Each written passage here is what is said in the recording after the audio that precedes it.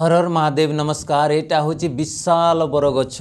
बर अर्थ श्रेष्ठ। यही नामर यह औषध मध्य श्रेष्ठ बोली कहुए। वृक्ष मानक मध्य यह हूँ सम्राट वृक्ष।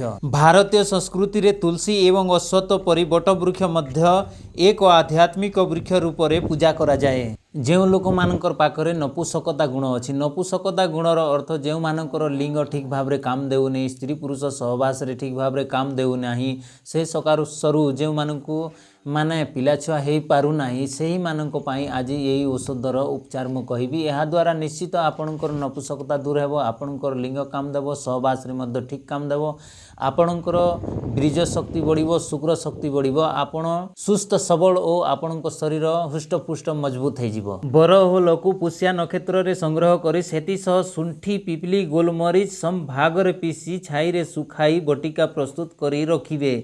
सेही बटिका को कଳରେ चाकी रमण कले बीर्ज स्तमन हुए। बर क्षीर 15 टोपा, चीनी आधा चामच।